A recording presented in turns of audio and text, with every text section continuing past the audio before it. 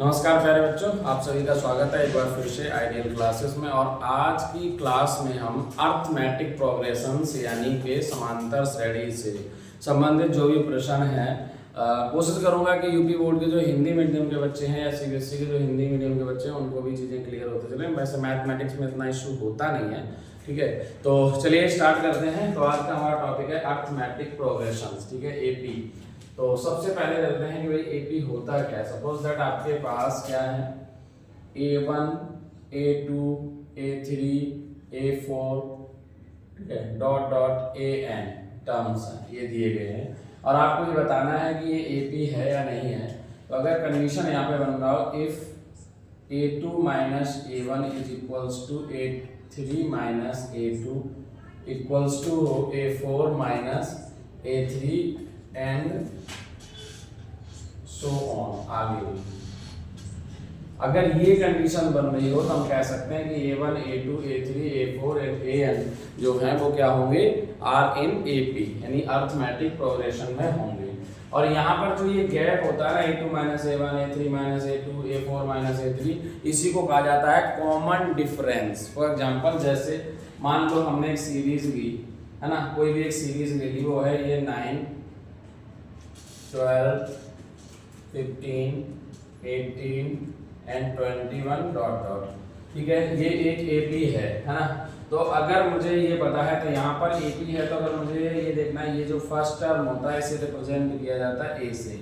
ये होता है फर्स्ट टर्म, ये क्या है बेटा, ये होता है फर्स्ट टर्म और इसको रिप्रेजेंट करते हैं ए से।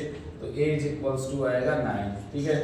और अगर हमें कॉमन डिफरेंस निकालना है, कॉमन डिफरेंस, तो जो कॉमन डिफरेंस होता है वो कोई भी एक टर्म लो, मान लो ये लिया, इससे पहले वाले टर्म को उसमें से माइनस कर दो, यानी जैसे कि 12 माइनस 9 करोगे तो 3 आ जाएगा, ठीक है।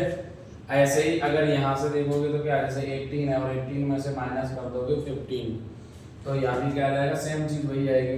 18 माइनस अगर मैं 15 करता हूँ तो भी 3 ही आएगा। तो इसी को कहा जाता है कॉमन डिफरेंस, ठीक है। तो कॉमन डिफरेंस क्या होता है, कॉमन डिफरेंस होता है कोई भी टर्म हो और उससे पहले वाला टर्म जो है यानी प्री डिसीजन टर्म जो होता है उससे माइनस कर दो।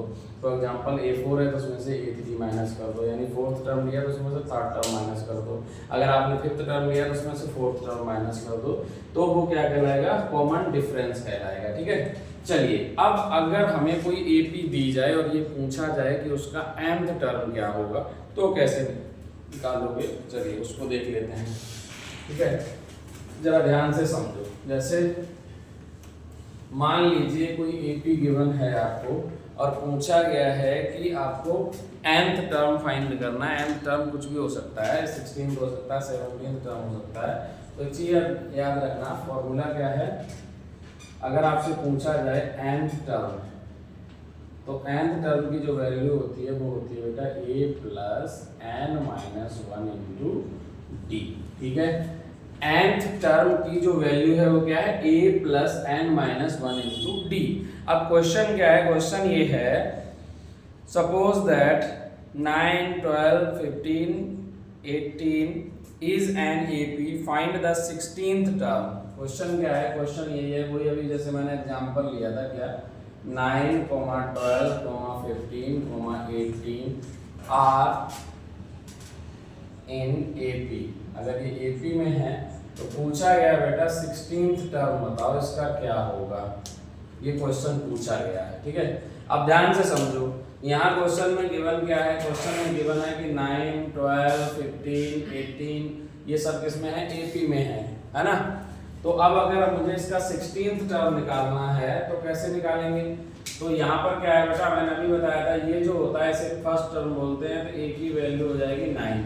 अगर मैं डी निकालूंगा यानी कॉमन डिफरेंस, कॉमन डिफरेंस को रिप्रेजेंट किया जाता है डी से, ठीक है। तो डी की वैल्यू जो आएगी वो आएगी 12 माइनस 9 इज इक्वल्स टू 3। अब पूछा क्या गया है, 16th टर्म, तो मुझे पता है कि बेटा nth टर्म की जो वैल्यू है वो क्या होती है, nth टर्म बराबर होता है a plus n minus 1 into D. तो हमें चाहिए 16th टर्म, तो क्या हो जाएगा, ए की जगह पे क्या रख दोगे 9 प्लस n की जगह पे 16 माइनस 1 इंटू डी की वैल्यू है 3, तो ये वैल्यू आएगी 9 प्लस 15 इंटू 3। अब इसे अगर आगे बढ़ाएंगे तो क्या होगा, 15 3 जा 45, तो 45 प्लस 9 अगर ऐड करूंगा तो ये आ जाएगा 54। तो राइट आंसर क्या आ जाएगा, 54 आ जाएगा। ठीक है भाई, बोलो। तो यहां तक किसी को कोई इशू? तो इसका जो nth टर्म की जो वैल्यू होती है बस आपको ये याद रखना है, फॉर्मूला वो ये होता है a plus n minus 1 into D. तो यहाँ पे जो 16th टर्म आएगा वो आ जाएगा आपका 54। ठीक है, चलो। अब अगर क्वेश्चन में ये हो कि मान लो कि आपको क्वेश्चन दिया जाए कि कुछ 5th टर्म या 8th टर्म इस तरह से दे रखे हो और आप पूछे आगे एपी कह होगी, तो इस टाइप के क्वेश्चंस भी आते हैं, उन क्वेश्चंस को भी देख लेते हैं। चलिए आगे चलते हैं।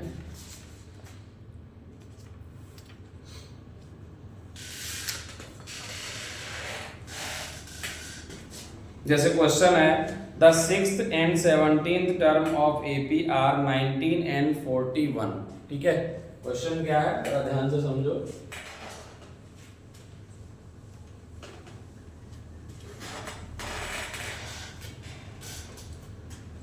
क्वेश्चन है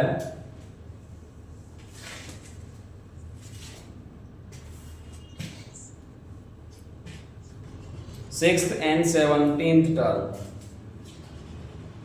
6th and 17th term of an AP are 19 and 41 respectively. ठीक है, यानी क्रम से कितने कितने हैं, 19 और 41 है। फाइंड द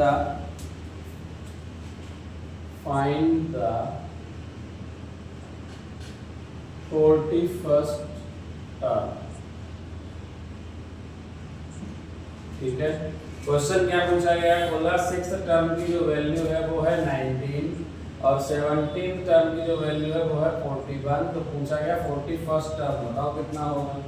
चलो, तो 6th टर्म की वैल्यू nth टर्म का फॉर्मूला होता है, तो अगर मुझे nth टर्म निकालना है तो nth टर्म की वैल्यू होती है a plus n minus 1 into D. तो अगर मैं यहाँ से 6th टर्म की वैल्यू निकालूंगा तो 6th टर्म की वैल्यू क्या होती है, ये हो जाएगी a plus 6 minus 1 into D बराबर कितना दे रखा है, ये 19। तो यहाँ से आएगा ये a plus 5d is equals to 19। इसे इक्वेशन नंबर 1 डाल दो। ठीक है, ऐसे ही अगर मैं निकालूंगा 17th टर्म की वैल्यू, तो सिमिलरली 17th टर्म की वैल्यू क्या आएगी, a plus 16d equals to आएगा 41। इसे इक्वेशन नंबर 2 डाल दो। तो अगर इक्वेशन सेकंड में से अगर मैं, अब ये दो हमारे पास इक्वेशन आ गए जिन्हें हम कह सकते हैं कि ये लीनियर पेयर है, दोनों ही है ना, पेयर ऑफ लीनियर इक्वेशन। अब लीनियर इसलिए बोल रहा हूँ इन 2 वेरिएबल, अगर a और d को वेरिएबल मान लिया जाए, हालांकि यहाँ तो ये दोनों ही कांस्टेंट हैं, तो उसी तरीके से इन्हें सॉल्व किया जाएगा। अब इन्हें सॉल्व करने के लिए मैं एलिमिनेशन मेथड लगाना पड़ेगा।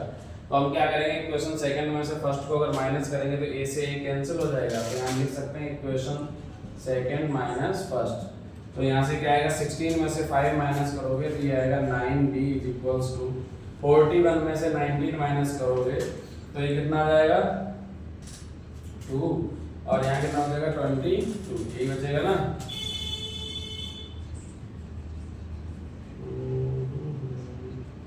अच्छा, इधर 11 बचेगा, कि 16 है, 16 में से 5 माइनस करो 11, तो 11 से काटोगे 11 टू जा 22, यानी d बराबर कितना जाएगा 2। अब देखो d की वैल्यू 2 आ गई, तो d की वैल्यू उठाओ किसी भी इक्वेशन में रख दो, है ना, फ्रॉम इक्वेशन फर्स्ट। तो यहाँ पे d की वैल्यू रखोगे तो क्या आएगा, a plus 5 into 2 is equals to 19, ये हो जाएगा 5 टू जा 10, उधर माइनस करोगे तो a इक्वल्स टू क्या आएगा 9। अब हमें a की वैल्यू पता है, d की वैल्यू पता है, क्वेश्चन में पूछा गया 41st टर्म बताओ। तो अगर मैं निकालूंगा 41st टर्म तो इसकी वैल्यू क्या आएगी, a प्लस 40d। तो a की वैल्यू कितनी है क्वेश्चन में, अभी हमने निकाली 9 प्लस 40 इंटू d की वैल्यू कितनी आई 2, तो मल्टीप्लाई करो कितना जाएगा, ये 42 से 80 और प्लस आएगा 9, तो ये कितना जाएगा 9, ठीक है। तो राइट आंसर क्या हो जाएगा इसका 89 हो जाएगा, ठीक है। तो इस तरीके से अगर आपको क्या दिया जाए अर्थमेटिक प्रोग्रेशन में कभी nth टर्म की वैल्यू निकालनी हो तो आप इस टाइप से क्वेश्चन को कर लेंगे, ठीक है। चलिए, तो अगर वीडियो आपको पसंद आया है तो वीडियो को लाइक करें, शेयर करें और चैनल को सब्सक्राइब करें। Thank you for watching this video, have a nice day.